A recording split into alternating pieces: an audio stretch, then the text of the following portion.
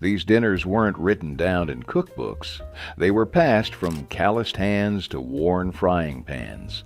Built from scraps, leftovers, and whatever could stretch another day, they fed the kind of men who didn't ask for much. Just a hot meal, a quiet seat, and the strength to get up tomorrow. Rice pudding dinner, sweet and filling.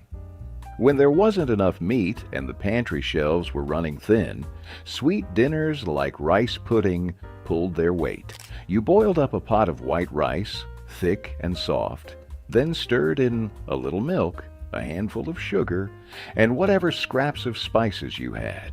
Cinnamon, if you were lucky, nutmeg if you were blessed. Some folks cracked an egg into the pot to make it richer. Others just let the milk and sugar thicken into a loose, sweet slurry that clung to every grain. Raisins made it in if you had them. But most nights it was just rice, milk, and hope. Spoon it hot into deep bowls, steaming and fragrant. And you had something that filled you up fast, even if it wasn't what you really wanted. It was warm, it was heavy, and it stayed with you through the night. Rice pudding for dinner wasn't about treats. It was about calories, comfort, and making a handful of cheap staples taste like something that could carry you through the next day. Sweet, simple, and stubborn. That was the secret. Lazy Man's cabbage roll, casserole. Rolling individual cabbage leaves took time nobody had, so folks came up with a smarter way. Lazy Man's cabbage roll, casserole. It had all the same smoky, sweet, hearty flavors of the old country dish, without any of the fiddly work. You browned ground beef in a big skillet with chopped onions and garlic, maybe a sprinkle of salt and pepper if you had it. Then you stirred in cooked rice and layers of chopped cabbage, pouring a good amount of tomato sauce over everything until it looked more like a mess than a meal. But in the oven, it transformed. The tomato sauce soaked into the rice, the beef melted into the cabbage, and the whole dish baked into a bubbling, fork-tender reminder that sometimes shortcuts are just plain smart. It came out steamy and hearty, smelling like Sunday dinner even when it was slapped together on a Wednesday night. Some folks added a splash of vinegar for tang, or a dollop of sour cream on top if payday had been good.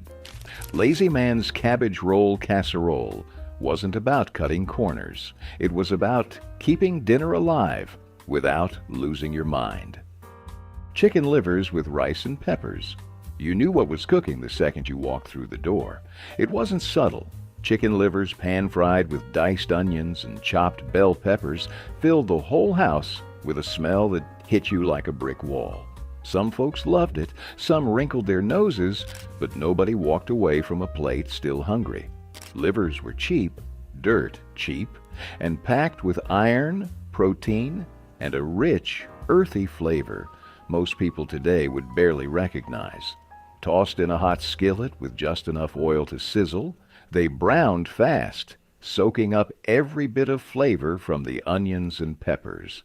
A splash of hot sauce or a pinch of garlic powder took it even further, stretching a few cents worth of ingredients into a meal that could last 2 days. Rice was the great stretcher, piling high on the plate under a ladle of that sizzling liver and pepper mix. It filled your belly and left enough for a quick scoop into a lunch pail the next morning. In kitchens where every dollar mattered, chicken livers weren't a punishment. They were a promise that you could still eat well even when money was tight. Pickled pig's feet with boiled potatoes. You either loved them or you didn't, but pickled pig's feet were a rite of passage in kitchens that couldn't afford to waste a thing. It started with a clear glass jar packed tight with pig's feet soaked in vinegar, garlic, and a handful of rough spices. They sat there for days, sometimes weeks, until the meat turned soft, tangy, and gelatinous.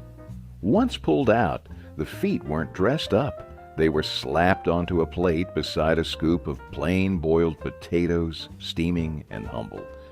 You didn't eat pickled pig's feet because you wanted fine dining. You ate them because they filled you up, gave you collagen and protein when money couldn't. The vinegar cut through the richness, and the potatoes smoothed it out, balancing salty, sour, and starchy into something weirdly comforting. No one pretended this was elegant food. It was daring, gritty, unapologetically real. It didn't just feed you, it dared you to be tougher than your circumstances. In homes where pride meant nothing if your stomach was empty, pickled pig's feet were a badge of honor. Potato cakes with onion. It started with yesterday's mashed potatoes, the cold, stiff kind that nobody wanted to eat straight from the icebox. You stirred in a handful of chopped onions, maybe an egg if you had one to spare, and enough flour to pull the whole thing together. Then you shaped it rough by hand, no fancy cutters, and dropped the cakes straight onto a hot, greased skillet. The edges crisped and browned almost before you could flip them, the onions sizzling sweet into the batter and sending up a smell that filled every room. You didn't need toppings. You didn't need sides. Just a fork, or your hands if nobody was looking, and a big plate of hot golden potato cakes. Some folks dusted them with a little salt. Some drizzled them with whatever scrap of gravy might be left over from the night before. Most just ate them straight off the pan, burning their fingers because waiting was worse than the burn. Potato cakes with onion weren't about impressing anybody. They were about not wasting a thing and finding a little crisp, golden joy in the middle of a tough week. Baked bean sandwiches. You didn't need a steak when you had baked bean sandwiches, just a can of beans, a loaf of soft white bread, and the stubborn kind of hunger that made anything taste good.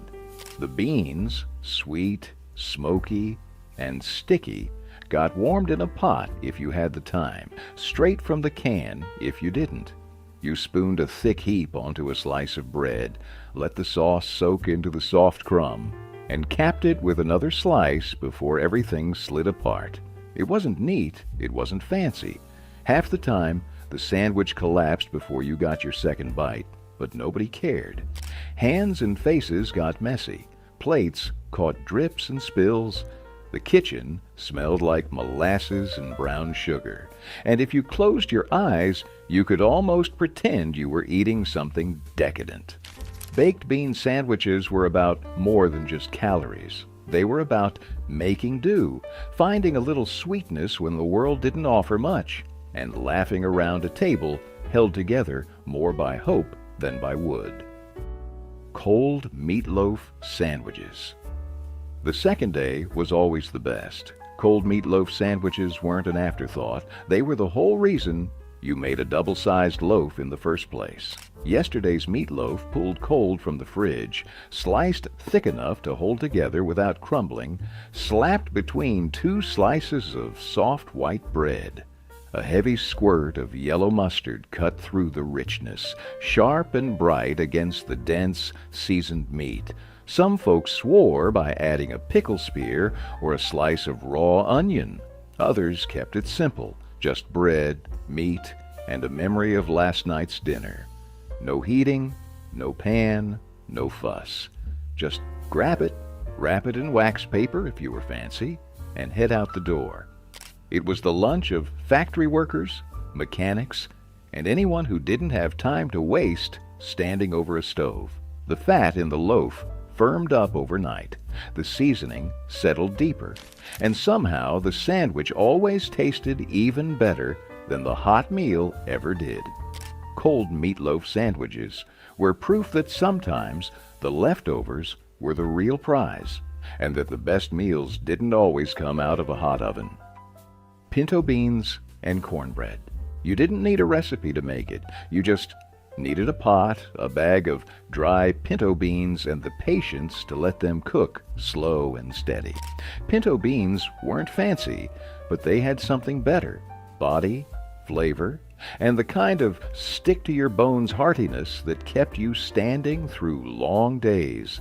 The beans simmered for hours, with nothing more than a hunk of salt pork or a ham bone if you were lucky. If not, just salt and water and the slow magic of heat. Toward the end, some folks threw in a chopped onion or a sprinkle of black pepper, but the beans didn't need much dressing up. The real partner came out of the oven, hot cornbread, crumbly and golden, sometimes sweet, sometimes plain, depending on what your mama taught you. You tore off a chunk, piled beans high on top, and ate until the plate was clean. Pinto beans and cornbread wasn't just dinner. It was tradition, grit, and survival, all rolled into one bowl. It didn't make a fuss. It just made sure you were ready for tomorrow. Turnip green stew with ham fat. It wasn't the meat you tasted first. It was the greens, sharp and earthy, heavy with the smoky promise of ham fat. Turnip green stew wasn't a fancy dinner. It was what you made when the ham was long gone, but the bones and the grease still had something left to give. You boiled down big handfuls of fresh or canned turnip greens until they turned tender and deep green, soaking up every last drop of broth made from ham bones or a heavy spoonful of saved bacon drippings. A little onion went in if you had it, maybe a dash of vinegar at the end to cut the richness. Served hot in deep bowls, maybe with a slab of cornbread crumbling into the broth. It didn't look like much, but it filled you up, warmed you through, and left you feeling heavier and stronger than when you sat down. Turnip green stew wasn't just about eating. It was about not letting anything go to waste. Not a bone, not a drop of grease, not a single green leaf that could be pulled from a stubborn patch of ground. Pork neck bones and rice gravy. It wasn't the prettiest cut, but it had heart. And for working families, that was all that mattered. Pork neck bones were cheap, plentiful, and packed with flavor if you knew how to treat them right. First came the browning, tossing the bony pieces into hot oil until the kitchen filled with the smell of fat and meat turning golden. Then you threw in chopped onions, scraping up every dark, sticky bit from the bottom of the pan before drowning it all in water or broth and letting it simmer slow and low. Over hours the meat softened and loosened from the bones, and the liquid thickened into a rich, silky gravy that clung to everything it touched. Poured over a mountain of hot, fluffy rice, that pork neck bone gravy wasn't just dinner, it was a celebration. Some added a side of canned greens, others just a slice of white bread to sop up the extra sauce. Pork neck bones and rice taught you that flavor isn't about price. It's about patience, about pulling every last bit of good out of what you have, and about never letting a scrap go to waste. Tuna noodle ring mold. It looked like something out of a 1950s cookbook, and maybe it was. But for families scraping by, the tuna noodle ring mold wasn't about presentation. It was about pride. You started with egg noodles, boiled just until tender, then folded them into a creamy, salty mixture of canned tuna, peas, mayonnaise, or cream of mushroom soup, and a heavy dash of black pepper. Some folks added a sprinkle of paprika on top if they were feeling fancy, but most didn't bother. The real magic happened when the mixture got packed into a heavy ring mold, greased and waiting like an empty stage. It baked in the oven until just solid enough to flip without falling apart. When it landed on the plate with a soft, steaming thud, there was no applause, just hungry eyes waiting for a slice. It wasn't pretty, but it tasted like every good memory crammed into a casserole, creamy, salty, soft, and warm. It sliced clean, reheated like a dream, and made sure nobody went to bed hungry. In kitchens, where every meal had to stretch a little further, the tuna noodle ring mold wasn't a joke. It was a quiet little victory. Dandelion greens with vinegar and bacon. You didn't buy these greens at a store. You picked them from the cracks in the sidewalk and the edges of fields, stubborn little leaves that grew no matter how mean the weather got. Dandelion greens were wild, bitter, and free, and they turned into dinner with just a little bacon and a hot skillet. First, you fried up a few scraps of bacon, fatty ends and pieces, not pretty strips, until the grease ran thick. Then, the cleaned dandelion greens went in, wilting fast, the bitterness taming just enough in the smoky, salty fat.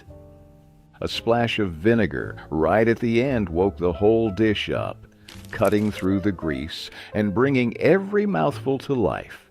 It was sharp, savory, and honest, the kind of plate that snapped your senses awake and reminded you what survival really tasted like.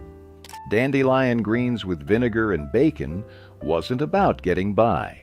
It was about fighting back, about taking what the world threw away and making it better than it had any right to be. Slow-cooked beef heart stew. It wasn't the cut anyone wanted, but in lean times, beef heart was a gift. Lean, dense, and packed with flavor. If you knew what you were doing, it needed careful hands and a lot of patience. You trimmed it slow, slicing away anything tough or stringy, then browned it hard in a heavy pot until the whole kitchen smelled like something real. Broth or water came next, enough to just cover, maybe with a splash of vinegar or a couple bay leaves to help tenderize the stubborn muscle. Low heat and long hours were the secret. Left to simmer all day, the heart softened, giving up its toughness and taking on a richness that didn't taste like anything else. Carrots and parsnips went in near the end, adding sweetness and body to the stew. It wasn't glamorous. It wasn't supposed to be. It was survival food, nourishment pulled out of the parts most people threw away. Served with bread, rice, or just eaten straight from the pot, slow-cooked beef heart stew reminded everyone at the table that tough times could still produce tender meals, if you were willing to work for it. Ground beef and corn casserole. It wasn't pretty, but it was the kind of meal that filled a kitchen with the smell of something good, something solid. You browned a pound of ground beef in a big skillet, no draining, no measuring, just enough to get the fat sizzling. Then you tossed in a can of corn, a scoop of tomato paste or whatever sauce you had lying around, and a few shakes of chili powder for good measure. The whole mess got dumped into a battered baking dish. Then came the topping, crushed saltines, cornbread batter, or even a quick pancake mix if that's all you had. It baked into a golden, crackly blanket that hid the rich, smoky beef underneath. This wasn't some polished casserole with a dozen fancy ingredients. It was sweet, salty, filling, and cheap enough to feed a family on nickels. If there were leftovers, they only got better overnight, soaking up all the flavors into something even heavier. Ground beef and corn casserole didn't try to impress anybody. It just got the job done, fast and without apology, at the end of a day when nobody had anything left to give but hunger. Hot dog and potato hash. It wasn't glamorous, but when the fridge was bare and payday was a week away, hot dog and potato hash was the answer. You took whatever hot dogs you could scrounge up, cheap, rubbery, bright red if you were unlucky, and chopped them into coins. Potatoes were diced rough, skins on, and fried hard in a hot skillet until the edges turned crisp and golden. Onions were tossed in if you had them, sizzling down into sweet browned bits between the potatoes.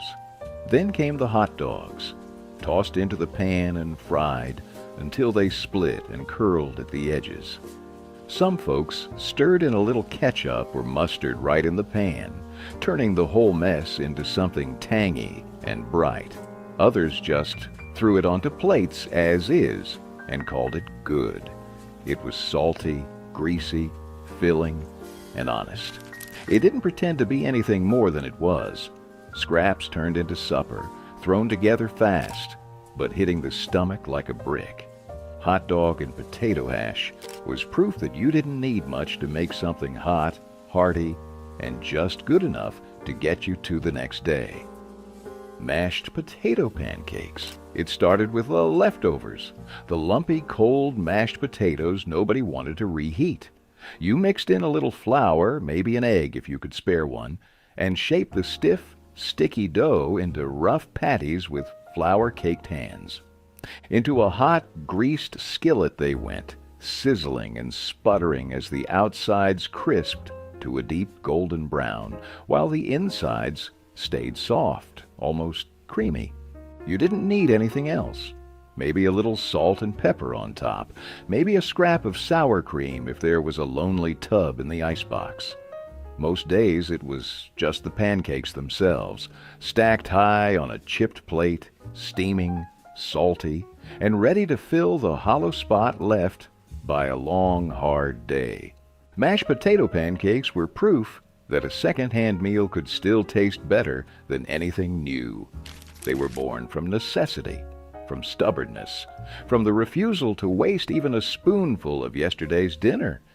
And sometimes they tasted better than anything that had come fresh off the stove. Buttered noodles with cracked black pepper. Sometimes the best meals came from the bottom of the pantry and the last stick of butter. Buttered noodles with cracked black pepper were pure, simple magic for nights when dinner needed to happen fast and cheap. You boiled egg noodles or spaghetti, whatever you could find, until just tender, drained them, and dropped in a fat slab of butter while the steam was still rising. Tossed and tumbled in the pot, the noodles turned glossy and rich, soaking up every drop. Then came the black pepper, cracked fresh if you had it, shaken from a battered tin if you didn't, scattered over the noodles like confetti. Some folks threw in a pinch of salt, maybe a dusting of cheese if they were lucky, but most just let the butter and pepper do the talking. It wasn't hearty, it wasn't heavy, but it was warm, filling, and good enough to make a long day feel a little softer. Buttered noodles didn't try to impress anyone. They just made sure you got from one day to the next, one bowl at a time. Fried bologna and eggs. It wasn't steak and eggs, but on the rough weeks, fried bologna and eggs could make you feel like you were eating something special. Bologna, thick sliced, from the cheapest package you could find, hit the skillet and curled up at the edges almost instantly, the fat sizzling out into the pan. You cracked a couple of eggs right into the grease, letting them fry up with crispy edges and runny yolks if you were lucky enough to catch them just right. The smell of salty meat and eggs filled the whole kitchen, making the walls and your clothes smell like breakfast, no matter what time of day it was. Some folks slapped the bologna and eggs between two slices of white bread and called it a sandwich. Others just forked it straight off the plate with a heavy grind of black pepper on top. It wasn't healthy. It wasn't refined. But fried bologna and eggs was fast, filling, and cost next to nothing, exactly what you needed when money was tight and the day had already worn you thin. Tomato sandwiches with salt and pepper. When the gardens came in, heavy, and the pantry stayed light, tomato sandwiches were the food of kings. Thick slices of fresh tomato, red and dripping, laid out on two slices of soft white bread, slicked with a smear of mayonnaise if you had it, and if you didn't, plain was good enough. A heavy sprinkle of salt, a crack of black pepper, and that was it. Fold the bread together, bite down, and let the juice run down your wrists while you leaned over the sink, catching every messy drop. No sides, no fancy spreads, just bread, tomatoes, and the wild, bursting flavor of something you grew yourself, or traded for, or begged off a neighbor's vines. In the hottest days of the year, when the stove was too much trouble and the air was too heavy to think, a tomato sandwich wasn't just a meal. It was a reminder that simple things could still taste like luxury, even when the wallet said otherwise. Potato soup with saltine crackers. It didn't get much simpler or more stubborn than potato soup. You peeled and chopped potatoes rough, boiled them with a little salt until they softened, then mashed them half-heartedly right there in the broth. A splash of milk if you had it, a pat of butter if you could spare it. Otherwise, just water and starch, and the quiet satisfaction of knowing there'd be something hot in every bowl. Saltines sat in a chipped tin on the counter. You crushed them over the soup, letting them melt into the broth, thickening it just enough to feel heavy on the spoon. It wasn't gourmet. It wasn't even fancy enough to pretend. But it filled your belly, warmed your hands, and reminded you that even when the cupboards were thin, dinner still showed up if you worked for it. Scalloped potatoes and onions. It didn't take a lot to make scalloped potatoes, but it did take patience and a little bit of hope. You sliced potatoes thin as you could get them without cutting your fingers, and layered them in a battered baking dish with onions, salt, and maybe a dusting of flour. Over the whole pile, you poured watered-down milk or, if you were lucky, a can of evaporated milk. Sometimes a knob of butter found its way in. Most times, it didn't. You covered it with foil, shoved it into the oven, and waited while the magic happened low and slow. The potatoes softened into creamy layers. The onions melted down into sweet, slippery bites tucked between the starch. The milk thickened into a pale gravy that pooled at the edges of the pan. There wasn't any cheese, and nobody expected it. Scalloped potatoes and onions weren't about decadence. They were about using what you had, stretching it as far as it could go, and pulling a full meal out of the kind of scraps most people would overlook. Breaded veal cutlets with instant mashed potatoes. For a few minutes, you could almost pretend it was payday. Breaded veal cutlets were thin, quick, and just fancy enough to feel like you were celebrating something, even if you weren't. Thin slices of veal, pounded even flatter with the bottom of a jar or a rolling pin, were dipped in flour, then egg, then a heavy coat of breadcrumbs. They hit the skillet and sizzled immediately, the breading locking in the tiny bit of moisture the cutlet had left.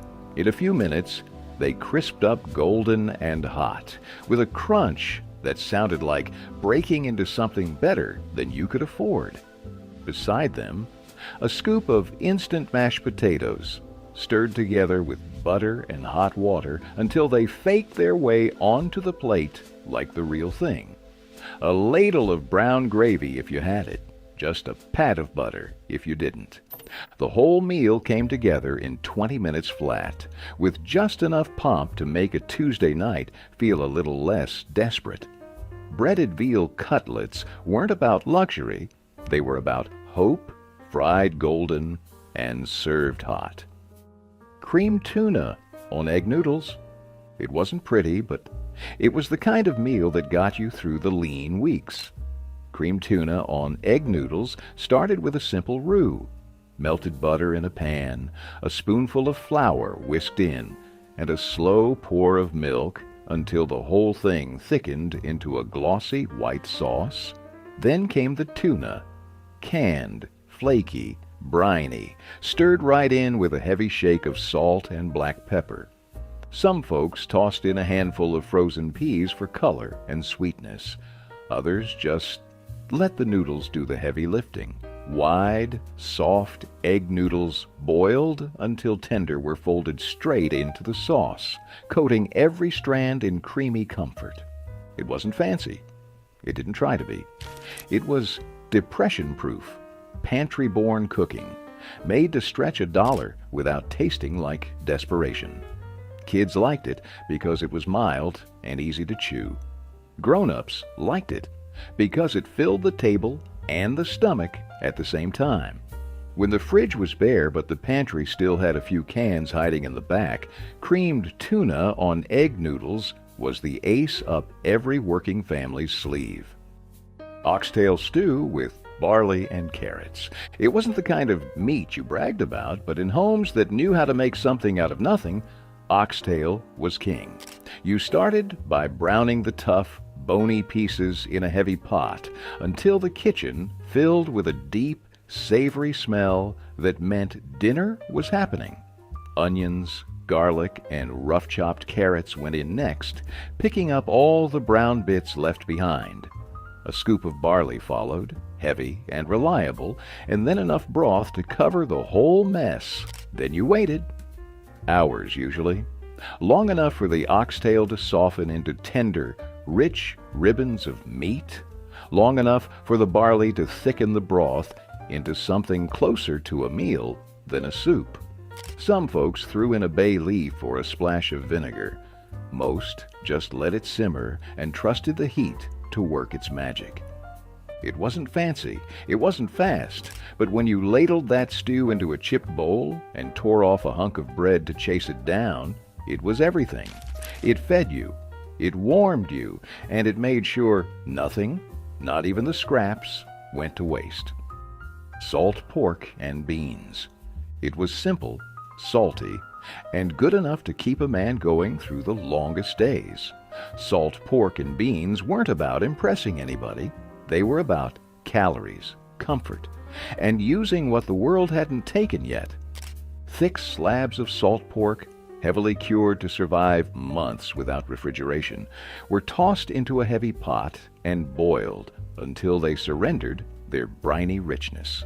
Dried beans, white, navy, or pinto, whatever was cheapest, followed right after, soaking up all that smoky saltiness.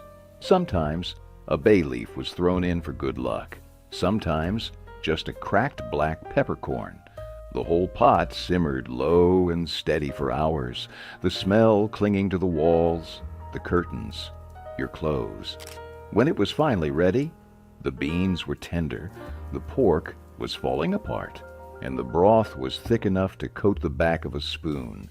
It wasn't delicate, it wasn't refined. It was food that respected the hard work it took to bring it to the table. Salt pork and beans filled stomachs, quieted complaints, and reminded people that survival sometimes tasted like salt, fat, and a whole lot of stubbornness. Smothered pork chops with onion gravy. If there was ever a dinner that could make you forget how tight the week had been, it was smothered pork chops drowning in onion gravy. Thick bone-in chops hit the skillet with a hard sear, crisping up the fat and filling the kitchen with the kind of smell that pulled everyone to the table before you even called. Once the meat was browned and set aside, you built the real star of the show, the gravy. A spoonful of flour straight into the drippings, stirred until every last scrap lifted off the pan. Then came the sliced onions, cooked down until they were soft, golden, and almost sweet. A splash of broth loosened it all into a thick, silky sauce that smelled better than payday. The chops went back in, covered, and left to simmer low until they were fork tender and soaked with flavor. Served over white bread, mashed potatoes, or just straight from the pan, every bite was salty, rich, and dripping with memories. Smothered pork chops weren't about showing off. They were about showing up with everything you had. Bologna boats with melted cheese. Nobody pretended this was fancy. Bologna boats were what you made when the fridge was almost empty. The paycheck was late, and you still had hungry mouths to feed. Thick slices of bologna, laid out on a battered baking sheet, curled up at the edges as the oven heat hit them, forming little bowls just begging to be filled.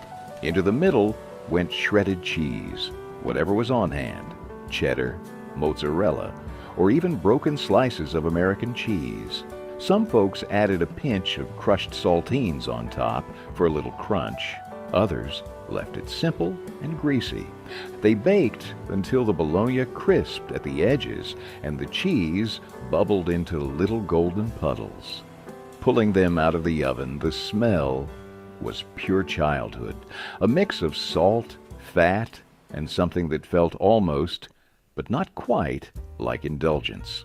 Served with canned green beans, a spoonful of coleslaw, or just grabbed 3 at a time straight off the pan, bologna boats were comfort food in its purest, scrappiest form. Nobody at the table cared about presentation. They just cared that dinner was hot, salty, and enough to fill them up. Blood gravy over biscuits. It sounds brutal, and it was. But back when nothing could be wasted, blood gravy was the kind of dinner that kept people standing. Fresh blood from pigs or cows was whisked into a hot skillet with a little flour, a splash of milk if there was any to spare, and a heavy hand of black pepper. It thickened quick into a dark, rich sauce that smelled stronger than anything you had ever tasted. Served ladled over biscuits, homemade if there was time, store-bought if there wasn't, blood gravy turned the scraps of the kitchen into a full, heavy meal. It wasn't fancy, and it sure wasn't delicate. It was iron-rich, packed with body, and it stuck to your ribs like it meant it. For folks living paycheck to paycheck, or not even that, it was a miracle in a pan. Some families seasoned it with sage or onion. Others kept it bare bones and let the richness speak for itself. It wasn't for picky eaters, but it filled the house with the smell of survival. Blood gravy didn't pretend to be pretty. It just did its job. And sometimes that's all a dinner needed to do. Milk toast, bread, milk, butter. It doesn't get humbler than this. Milk toast was the meal of last resort, the thing you made when the cupboards were bare and the day had been too long for anything fancier.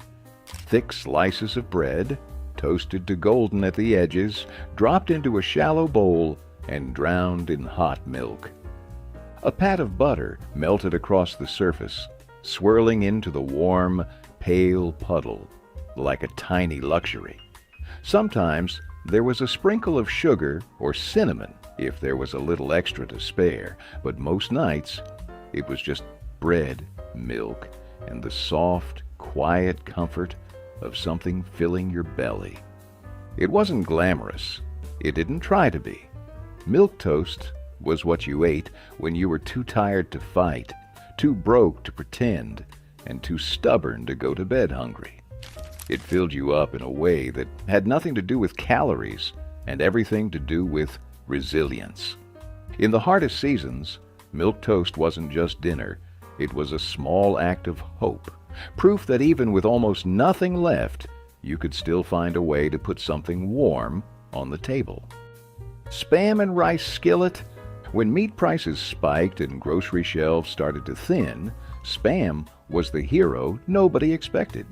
Spam and rice skillet was a Depression-born classic that never apologized for being what it was: salty, fatty, and just enough to fill a plate when little else could. You cubed up a can of Spam into rough chunks, browned them in a screaming hot skillet until the edges got crisp and caramelized, then tossed in a mound of cooked white rice. Some folks added frozen peas or a few shreds of cabbage if they had them, but most nights it was just meat, rice, and maybe a splash of soy sauce or black pepper. The fat from the Spam slicked every grain of rice in flavor, turning what should have been bland into something smoky and rich. It was fast, heavy, and comforting in a way you didn't question. Spam and rice skillet wasn't about health or presentation.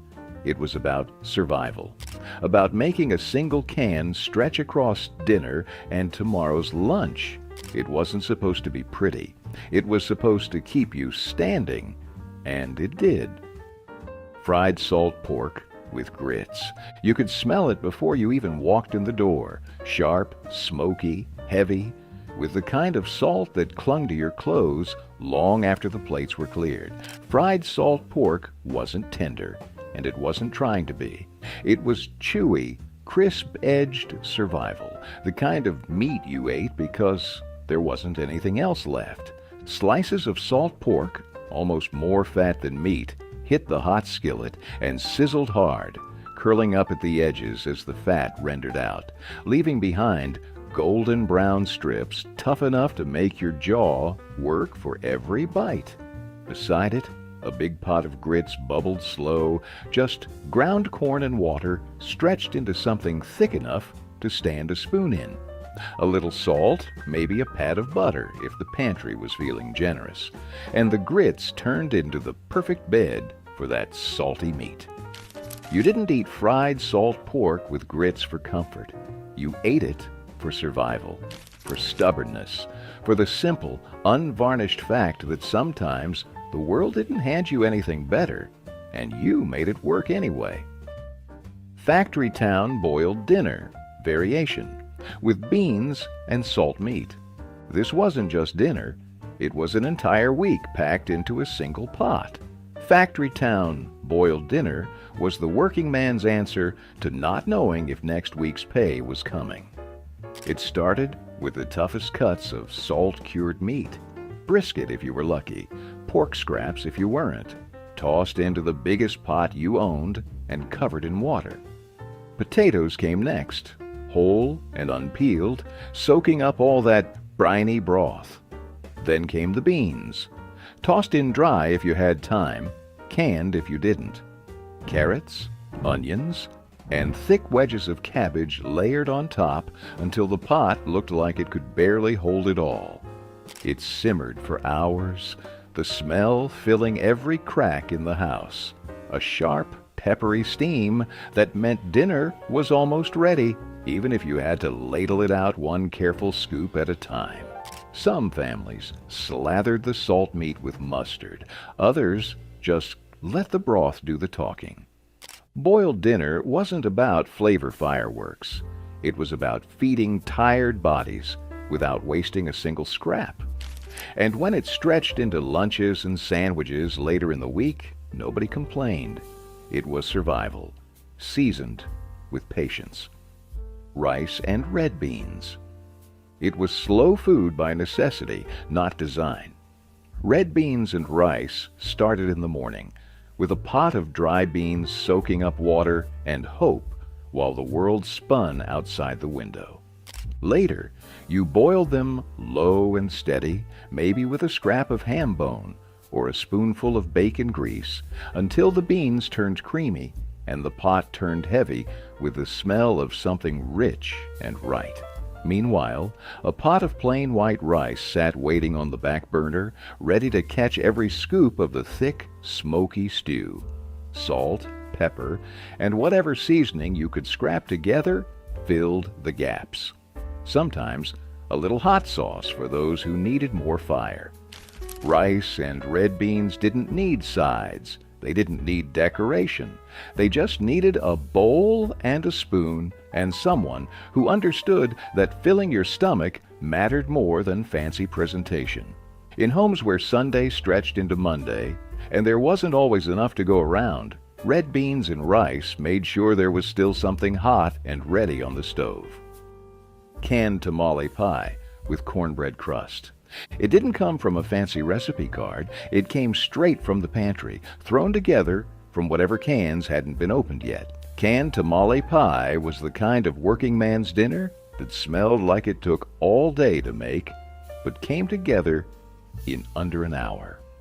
You browned a pound of ground beef, stirred in a can of corn, a can of tomatoes or tomato sauce, and maybe a can of beans if you had one. A heavy shake of chili powder or cumin turned it from scraps into something that smelled like Sunday supper. The real magic was the cornbread. Mixed from a box and poured right on top, it baked into a golden, fluffy blanket, while the beefy filling bubbled up around the edges. When it came out of the oven, you didn't wait long, just grabbed a big spoon and dug straight in. Every bite was rich, smoky, and sweet from the corn, packed with enough meat and starch to keep you full till tomorrow. It wasn't about presentation. It was about filling plates without emptying wallets. Canned tamale pie proved you didn't need much to eat like a king, just a can opener and a little imagination. Tomato gravy over biscuits. When there wasn't enough meat to make a real gravy, tomato gravy stepped in and saved the meal. You started with bacon grease or butter in a hot pan, stirred in a spoonful of flour until it browned, then poured in canned tomatoes, juice and all, until the whole mess thickened into something rich and bright red. A little salt, a lot of black pepper, maybe a pinch of sugar to take the edge off. Stirred slow and steady until it coated the spoon, thick but still loose enough to pour. Meanwhile, you pulled biscuits hot from the oven, or scraped together some quick ones from flour, fat, and hope, and split them wide open on the plate.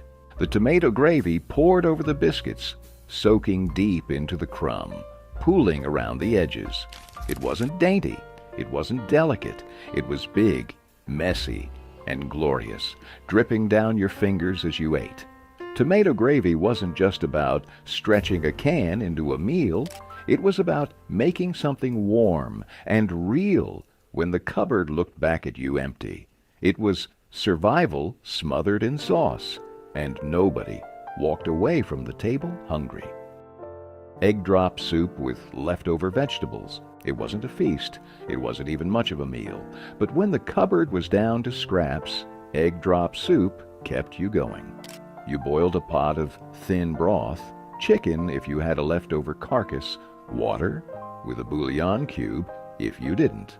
Leftover vegetables got chopped rough and thrown in. Wilted celery, a stray carrot, a handful of peas. Nothing went to waste. When the broth was boiling hard, you cracked an egg into a bowl, whisked it with a fork, and poured it slowly into the pot in a thin stream, stirring gently to create wisps of soft cooked egg floating like torn ribbons in the soup. A little salt, a crack of pepper, maybe a splash of soy sauce if there was some forgotten bottle in the back of the pantry. It wasn't fancy, but it was hot. It was nourishing enough to put something warm in your belly when there wasn't much else coming. Egg drop soup wasn't about flavor fireworks. It was about stretching one egg, 1 cup of broth, and a handful of scraps into something that tasted just enough like hope. Macaroni and tomatoes with bacon grease. It was quick, dirty, and tasted like home. Macaroni and tomatoes with bacon grease was the kind of meal you made when payday was still too far away and the fridge was starting to echo. You boiled elbow macaroni just until tender, drained it, and then threw it straight into a hot skillet slicked with leftover bacon grease, if you had any. No bacon? No problem. The grease alone carried the smoky, savory flavor like a secret ingredient passed down in whispers. A can of tomatoes, juice and all, got dumped in next, simmering until the macaroni soaked up every drop. A little salt, a lot of black pepper, maybe a pinch of sugar to cut the acid if you were feeling generous. There were no sides, no fancy toppings, no garnish, just a deep bowl of smoky, tangy pasta that filled you up and didn't ask for much in return. It wasn't glamorous, it wasn't even particularly pretty, but it was fast, it was cheap, and it made sure there was something hot on the table at the end of a long, empty day. And sometimes that was more than enough. Cabbage and noodles, haluski. It smelled like home before you even stepped through the door. Sweet onions frying low and slow in a big pool of bacon grease or butter, cabbage chopped rough and tossed into the skillet until it wilted down to half its size. Haluski wasn't just food. It was a promise that no matter how thin the pantry was, dinner would still happen. Boiled egg noodles got folded into the mix next, soft and slippery, soaking up every bit of the rich, buttery flavor left in the pan. Salt, pepper, and maybe a little garlic powder if you were lucky. That was all it needed. It didn't look like much. A big steaming heap of pale noodles and wilted cabbage, glistening and heavy. But it filled you up, kept you moving, and made sure no one left the table hungry. Haluski was the food of steel towns and coal camps, immigrant kitchens and farmhouse tables, where stretching a head of cabbage and a bag of noodles into a meal was just another part of surviving the week. It wasn't about impressing anyone. It was about keeping everyone standing. Sloppy Joe meat stretch. Heavy on sauce, light on beef. It looked like a feast on the plate, even if there wasn't much beef in the pan. Sloppy Joe meat stretch was a trick as old as hard times. Stretch a pound of ground meat with so much sauce, onions, and filler that it looked like you were eating double. You browned what little ground beef you had, crumbling it fine to make it seem like more, then dumped in a heavy ladle of ketchup, a splash of water, maybe a squirt of mustard or Worcestershire sauce if you were feeling bold. Some folks tossed in diced onions or a handful of oats to bulk it up even more. It simmered into a thick, sweet, tangy mess that could soak through a hamburger bun faster than you could take a bite. No sides, no frills, just a big sloppy sandwich held together by hope and sticky fingers. Sloppy Joe meat stretch wasn't about fooling anybody. Everyone at the table knew what was missing. But nobody complained, not when their stomachs were full and there was enough left over to pack tomorrow's lunch. Braised rabbit with root vegetables. Before meat came in neat plastic packages, families made do with what they could catch, and rabbit was the prize of many backyard hunts. Braised rabbit with root vegetables wasn't some special occasion meal. It was regular folks turning the day's luck into something that could feed everybody. You started by searing the rabbit pieces hard in a heavy skillet, locking in what little fat the lean meat carried. Then you added a handful of garden vegetables, carrots, turnips, onions if you had them, chopped rough and thrown in like it didn't matter. Everything got bathed in broth or just plain water, covered and left to simmer low and steady until the rabbit turned tender and the vegetables surrendered their sweetness to the pot. The result wasn't flashy. It wasn't meant to be. It was earthy, hearty, and deeply honest. Food that tasted like survival and smelled like home. Braised rabbit with root vegetables wasn't about richness. It was about resourcefulness, patience, and that rare satisfaction of turning a good day's catch into a meal that could last until tomorrow. Cornbread and buttermilk soup. When the cupboard was bare and there wasn't even a pot to boil, cornbread and buttermilk soup came to the rescue. It wasn't really a soup, not in the way you'd think. It was a rough, gritty answer to hunger, built on scraps and handed down like a secret handshake between the hard luck and the hungry. You crumbled leftover cornbread into a chipped bowl, poured cold buttermilk over it until the crumbs floated and softened and stirred until it looked like something halfway between porridge and stew. Some folks added a pinch of salt, others a sprinkle of black pepper, but most just ate it plain, spoon by spoon, heavy in the mouth and cold against the heat of long summer nights. It wasn't pretty, it wasn't elegant, but it filled your gut without emptying your pockets. And sometimes that was more important than anything else. In the lean years, cornbread and buttermilk soup wasn't a fallback. It was a lifeline built out of nothing but grit and the stubborn refusal to go hungry. Cornbread stuffed peppers, no meat. You didn't need ground beef to make a pepper worth eating. When meat was too expensive or too scarce, cornbread did the heavy lifting. Cornbread stuffed peppers were a poor man's way of making dinner look like a Sunday feast, even when the pantry was nearly empty. You mixed up a simple cornbread batter, cornmeal, water, maybe a little milk or bacon grease if you had it. Into the batter went scraps of whatever you could find: diced onions, a handful of canned corn, a sprinkle of cheese if someone had been lucky at the store.